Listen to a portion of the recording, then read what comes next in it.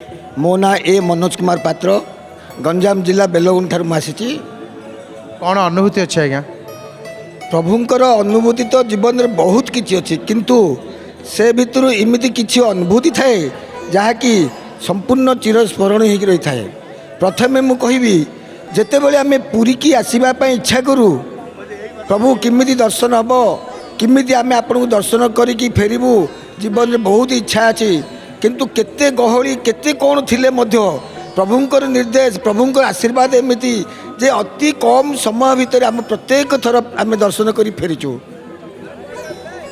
एवं मोर आउर किछि अनुभूति अच्छी जीवन में जिते भी जहाँ बाधा विघ्न आसे से परिस्थिति रे मु प्रभु को जिते स्मरण करिछि मोर सबु काम अति सुंदर आ सुरुखुरु मोर कार्यक्रम सरी विभिन्न मांगलिक उत्सव रे मध्य प्रभु को मने मने निमंत्रण न आसी पारे निमंत्रण कले मोर प्रत्येक कार्यक्रम सुचारू रूपे कार्यतुल होती। आगो को किसी आशा रखी जदि प्रभुंकर आशीर्वाद हुए पुनर्बार मु पुणी जय जगन्नाथ टीवी कार्यक्रम आसी जोगदे मोर अंतर कथा खुली कहबी। जय जगन्नाथ टीवी देख प्रत्येक दिन देखे मु देखे मो मिसेज मध्य देखती आ मो परिवार देखती विशेषकर मोर छोट नाती अच्छी से जय जगन्नाथ टीवी देखला मात्र के दुई हाथ टेकी जय जगन्नाथ कही से प्रणाम करे। जय जगन्नाथ टीवी कौन प्रभाव पकई आज्ञा?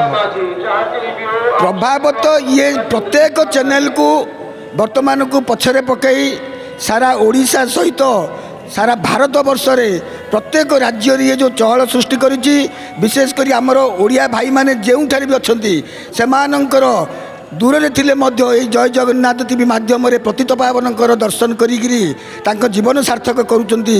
आउ सेमाने मध्य घर को फोन करी कहउचंती माँ बापा आमे आज जगन्नाथ को दर्शन कलु।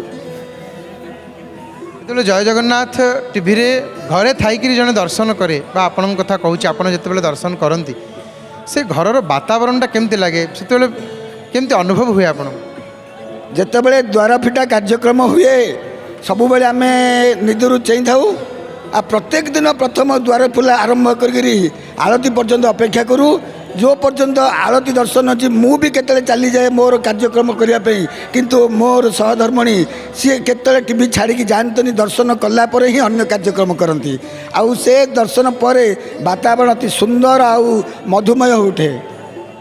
बहुत बहुत धन्यवाद आज्ञा आपन को जय जगन्नाथ टीवी तरफ संक्षिप्त भजन पुस्तकटी आज्ञा आपन को दि जाउछि। जय जगन्नाथ।